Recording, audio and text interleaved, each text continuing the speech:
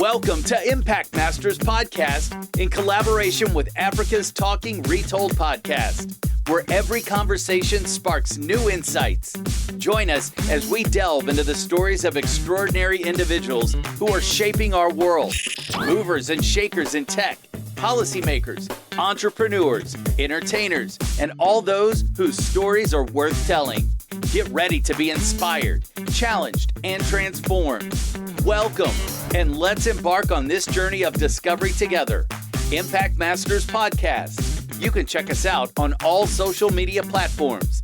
You can also find us across all podcast channels. Simply search for Impact Masters, then subscribe, follow, and share. www.impactmasters.io. Here's your host, Michael Kamathi.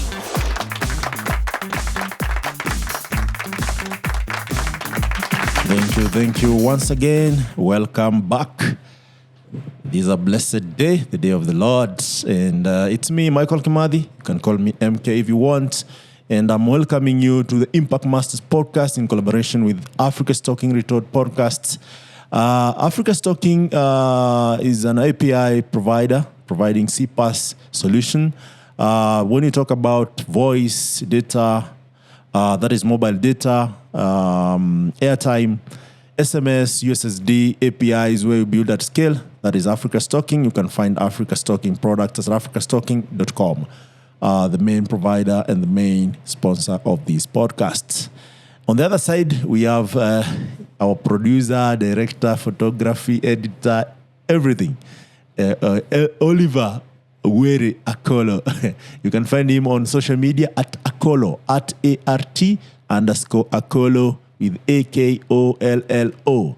Find him, one of the best. He has been doing an amazing work for this podcast and more. And today we continue the discussion with my my guests, the learned. I call him my learned friend, but after the last discussion, maybe soon I'll be calling him His Excellency. He has done a lot. His story is worth telling. He's an impact master, and he's just scratching the surface. I feel like there's more to it, and we're just starting up. And I would like to welcome him once more so that we can continue the conversation and tell the story worth telling about our African impact masters who are movers and shakers in tech and in other sphere that impacts our day to day. How are you, Kevin Karuga, my learned friend? Very well, Michael. Thank you for having me again. Yes. It's been a while since we were last here. Yes. We did finish our conversation. It was hot. It was interesting and educative. Thank you. Yes, and a very unique experience that was really worth sharing. And guys, if you don't know, on the side, even the guest himself could not really imagine. He has never recalled all that experience. So that's why we tell these stories, so that you can learn from them, you can improve from them, you can avoid the mistakes, or anything that actually find useful, you grab it, run with it. If it works for you, feel free. But you requested me to do a recap. Yes. And mention a few things that you missed. I don't know if you want to do that still. Maybe as we proceed, we will venture into. We might, because I think as you tell your story, yes, you realize that you've been through a lot of things in life. Yes. Some things are hidden in your subconscious. You don't until you talk about them. Yes. You can't. Very good.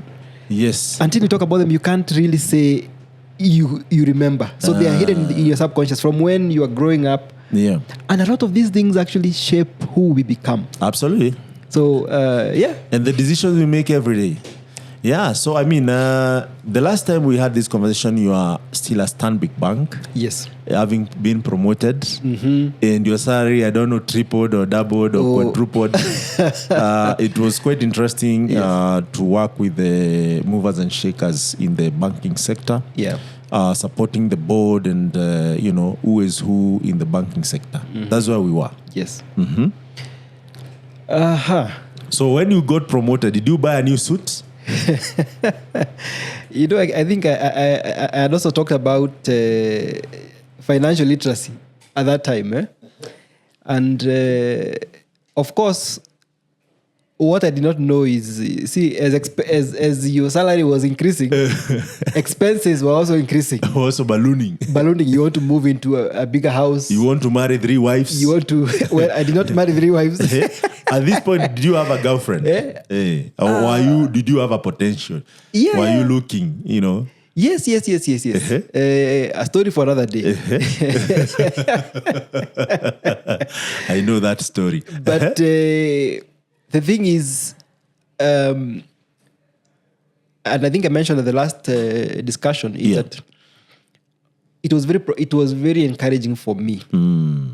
Because I think also what I was able to do, even if I made bad financial decisions at that point, yeah, I also equally made a lot of good financial decisions, because I think, as I said, that was the time when I also started my master's degree when I was at Stanbic. Around that time, I was able to, of course, that is in law, right? No, I did my master's in public policy and governance. Okay.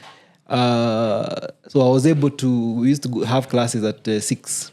Without Muremi's support now at this point. Yes, now at least now he's now, the way you leave a butterfly to go. So now I've been allowed to move. Yes. Because now, of course, and he was also very excited that I had finally gotten a job, permanently employed. Okay. Of course, I was always giving status updates of how I am proceeding.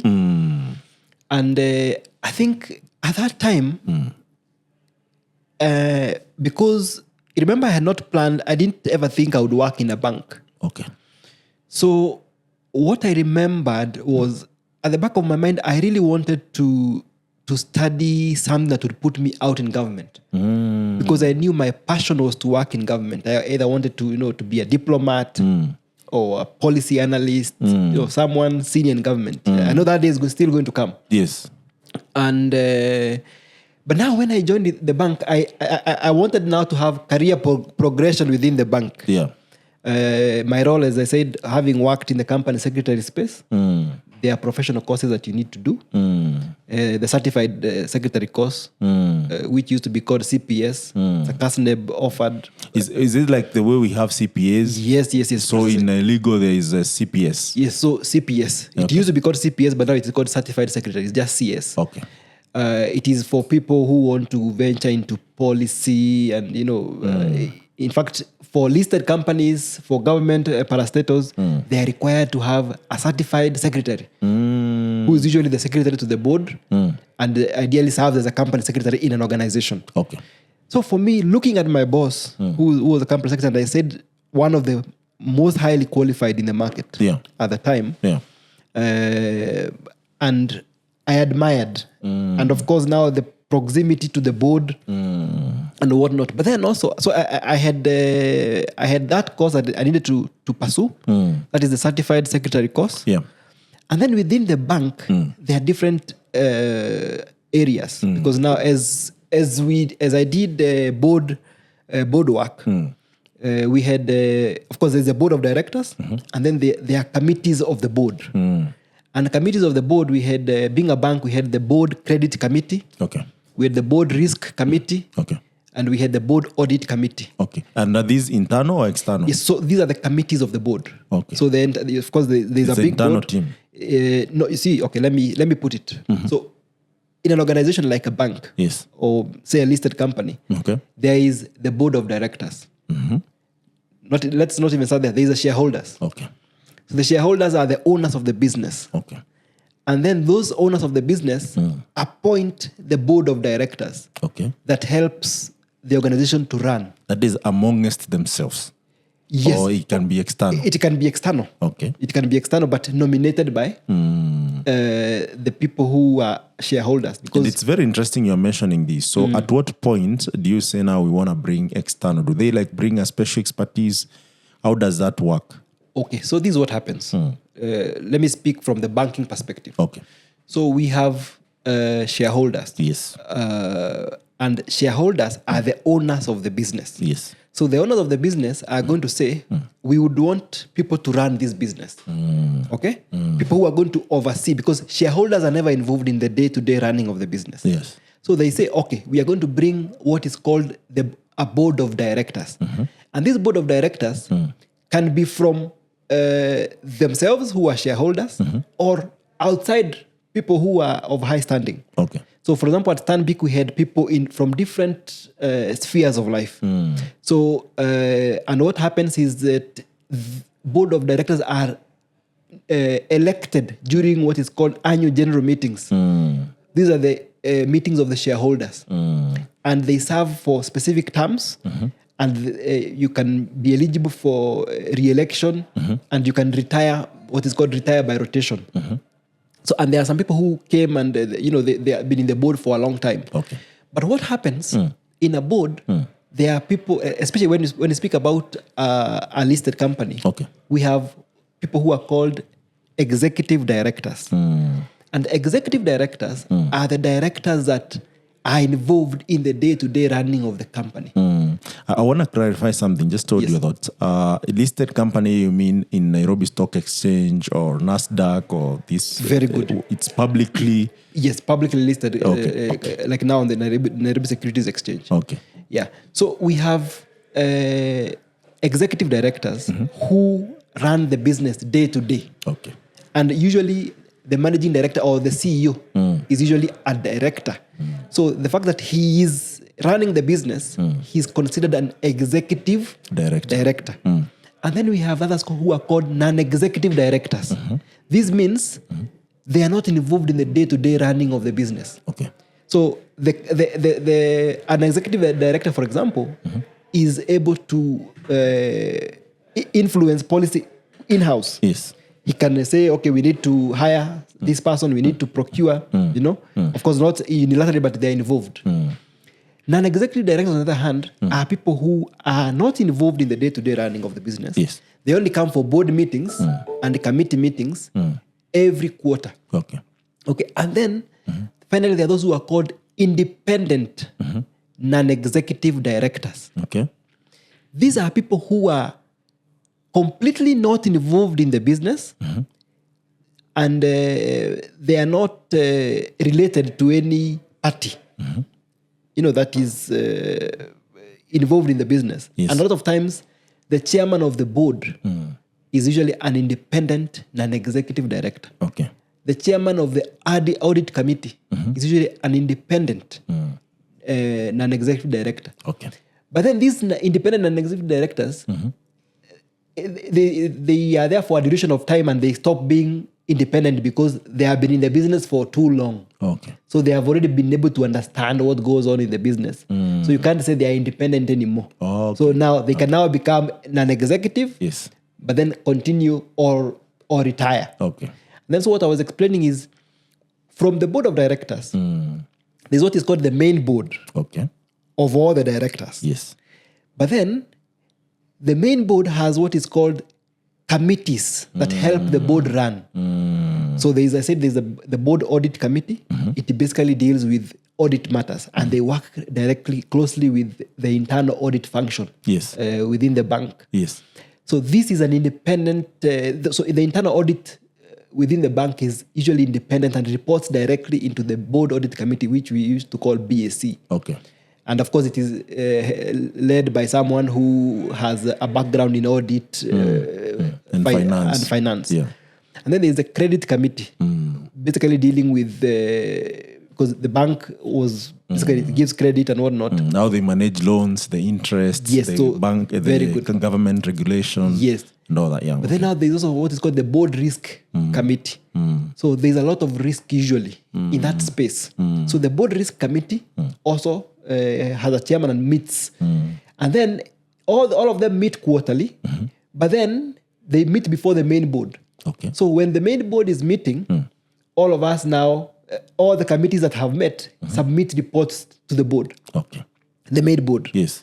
So that is on a quarterly basis. And that's what now the board discusses. Yes. So that's what the board discusses. Yes. And also now remember, I've said there's three layers. There's the shareholders, the board of directors, and then now there is now the management. Yes. The management committee. Now the people who are actually on the ground. Yes. The people who he's the head of this.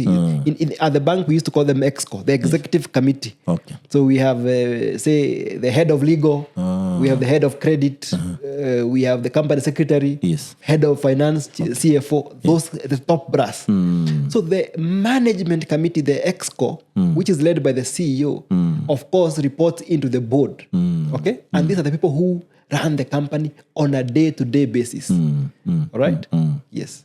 Interesting. Now, would you be able to break down how they are enumerated? Especially the board, because that's not what is not clear. If I'm starting a company, I want to grow it to be listed. Yeah. How would I think about, how do I remunerate such a board? So we're still talking about a big board like Stanbic, not a startup. Yes. So of course, there is, if my memory serves me right, there is what is called the industry standard. Okay. Of how are directors remunerated in listed companies. Yes. Because what they are given, they're not given a salary. Okay. They have board fees. Okay, which is again also paid quarterly. I see. All right, so they're not usually employed as they expect a salary. They expect a salary. No. Okay. There was just usually, of course, there are good perks, but it is not salary. And it's no sitting allowance. Well, you'd call it board fees. We used to call them board fees. Okay.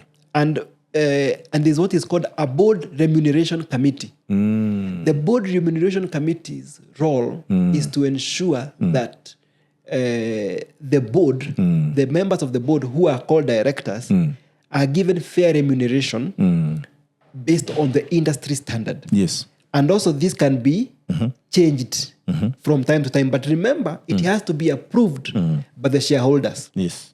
When you look at audited financials, there's usually a space for remuneration of directors. Okay. And this remuneration of directors is always approved at the shareholders meeting together with remuneration of the auditors. Yes. So they have to be approved. Yeah. Interesting. So in this case, you're now interested to be the secretary of the listed company. Yes, I wanted. Yes. And there you join masters. So I joined a master's, but then as I was saying, there's a certified secretary course. And the reason why I was explaining about the board committees, there's also what is called, there's a credit course. I think it's certified credit professional. Okay. I also wanted to do that because now my boss had given me the role of dealing with the board credit committee. Okay. And you wanted to really have some professionalism. Yes, I wanted to understand. Yeah. But remember, I told you that I was not good with the math. And board credit committee, full of mathematics. There was a lot of numbers, a lot of ROI, whatnot. Yes. And in fact, a lot of times we used to fight loosely with the boss in terms of doing what is called the minutes for the board credit committee. Yes. I feel I had not properly understood what credit committee used to do. So I even had to be seconded to the credit department to first of all go and understand what do these guys really do at credit. Yes. And that is why I wanted to go and study. It's a CASNEB course, Certified Credit Professional. Yes. But then I was very enthusiastic. I wanted to do all of them at the same time. I enrolled for my master's. I enrolled for my CS. And I also planned to enroll for the credit certification. The credit certification. Yes. It was not possible. Yes. So you're just one man. I was just one man. And you have 8 to 5. I have 8 to 5. Yes. But then I enrolled for the master's class and the certified secretary course. And I started. And the master's was amazing. Lecturers were amazing because it was very targeted for me. It did not really involve what I was doing at the bank. Yes. But it was very futuristic of where I wanted to be. Yes. Where I still want to be in the future. Yes, which is politics. Leading this country. Yes. And being able to ensure that we have sound policies. Yes. You know? Yes. And leading a country is not a joke. I mean, Absolutely. You've seen how our president, by the time he was getting in, up to now, 2 years later, you can see he looks older. Yes. You remember Obama? Yes. By the time he was getting in, he was looking young, but by the time he's getting out, gray hair, looking old, all over tired. the place, looking tired. Yes. So I believe leading this country is not an easy task. Or any country for that matter. Yes. In fact, being a leader anywhere, yes, because I have been a leader from when I was in primary school, you remember? Yes. It is very lonely at the top. And sometimes you have to have a lot of grace. And sometimes, well, the Bible says leaders come from God. And God always has a reason why he brings people into leadership. Yes. So the reason why I decided to take my master's in public policy and administration is I knew one day duty is going to call. Yes. And I need to understand, how does government work? If I go to be an ambassador today, yes, what I need to have a grasp. What do we talk about GDP? How do we create government policy? What is it about? Yes. You remember talking about session of paper, yes, of 1965. Yes, that on national African socialism or something like that. Yes. So all those, which was drafted by one and only Tom Boyer. Yes. Yes. So you see, being able, and those are people who really, because you remember Tom Boyer and the likes were very young by the time they were taking governance, by the time they were taking leadership. Yes. And for me, I knew for sure, yes, that I am called into leadership to lead this country. Yes. And so anyway, I decided to get my public policy degree, and it was an amazing class. We had amazing classmates, and a lot of my classmates worked for government.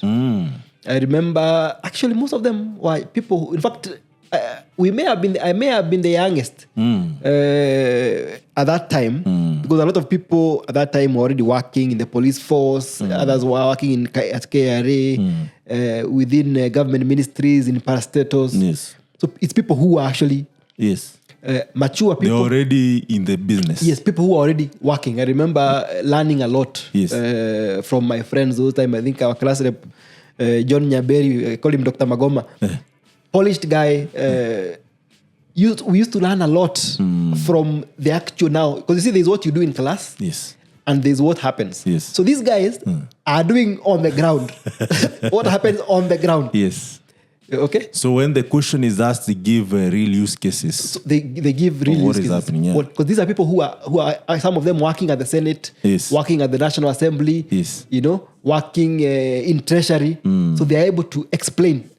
Apart from what we are writing, what is it that happens in detail? And that reminded me, because I remember someone asking me, how do you decide which master's degree you will take? And for me, I remember it was because I already knew that that's the path I wanted to follow. Okay. But a lot of people in our age at the time just wanted to make sure we have a master's degree, or people already have a preconceived notion and say, okay, this is the master's degree I would want to pursue. It is good to first of all have a bit of experience, which I had not yet gotten myself. Okay. Have a bit of experience to understand what is it that you actually really want to study. What is it you really want to do? Yeah. Because regardless of where you are. Regardless of where you are. Because someone might say, I want to take my LLM, Masters in Law. But then in the field you are, you realize you enjoy something totally different from a Masters in Law or from a Masters in Science. Yeah, so it needs to be a good balance. And I think you've brought in a very interesting point where certification become very, very important, especially in a working industry. Just niche, because certification is about a niche field whereby it requires that kind of professionalism and knowledge that you could implement. Because I've had guys who are doing degrees, especially with ELB or Module 1, and they have the money, they have the time, and then all of them do CPA, if they're doing math. But you see now, what you're brought into light is that they're very important. They complement what you know, and also in specific industry. So, did you finish all your certification on the other side, or it became hard? So what I did, I eventually graduated with my master's degree. Yes. But I was not able to do both of them at the same time. So I studied. I took this for a semester, and another semester I was not able to do both of them. So what I decided, I'm going to finish this one after I have finished the masters. Yes. Yeah, because I felt maybe the masters might be more important. And it's very interesting. Yeah, to finish. It was very interesting. As a leader, you're like, this is it. Yes. Anything else can wait. In fact, I didn't even mention, when I was in the US, I went to a lot of universities and even met faculty on public policy. Because I really wanted to study public policy. I really admired. I went to George Washington University. I went to Georgetown University in Washington, D.C. All of them just to go and understand, what do you guys require of me to do public policy? So it was something that I always wanted to do. Yes. And anyway, I did it, and hopefully I'm going to apply it more and more. But the interesting is that with the knowledge, we are able to pick out aspects of governance. And public policy and administration is very related to my field of day-to-day governance. Yes. Yeah. So what was your thesis? It's very interesting. It was on Nairobi County. The one that is run by one and only Sakaja at the moment. In fact, it was themed. It was effects of public participation in Nairobi County. How has public participation been implemented? Because you remember when the Constitution 2010 came into being, the aspect of public participation became very, very important. Yes. Right? Yes. So I wanted to understand, in Nairobi County, how has public participation been implemented? Yes. Before we come up with projects, before we come up with, with things that require mwananchi. Yes. And we realized actually public participation has not been a very big thing. Yes. It is only gaining steam, and it only becomes important when now people, you've had even when the finance bill, the judges said we didn't have adequate public participation. Even in 2023. Yes, you've heard of this chief, what is it? The chief, it's called chief, right? Public participation was not good. You've heard of deals like Adani. Yes. For JKI. Where you realize it was signed, stamped, and people are implementing it now. SGR. Affecting people's, some people are relocated, of course. Yeah. So public participation is very, very important. Because even in your local village, when you're the ones who know the problems that you face. Yes. So the member of parliament cannot just come and say, we are going to build a hospital.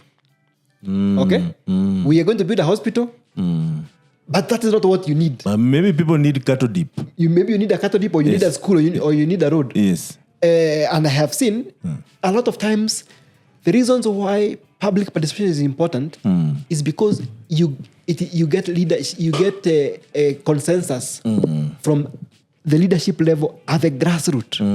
People now voice and say, this is what we really need. Yeah. We have had cases from across the country where people have built a lot of dispensaries and hospitals, but there's no medical personnel. There's no medicine. Yes. So why do you have to build that? In fact, it just becomes a building. Yes, I saw this fellow, Morara Kebaso, identifying a KMTC that was built somewhere, and there's no students, no teaching and staff, it is a complete building.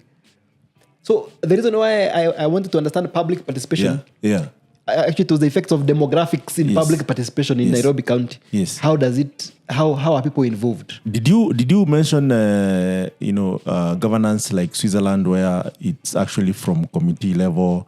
There is revolving presidents. There's Nyumba Kumi actually there works effectively. Yes. Even you cannot rent a house there without the approval of the neighbors. Yes.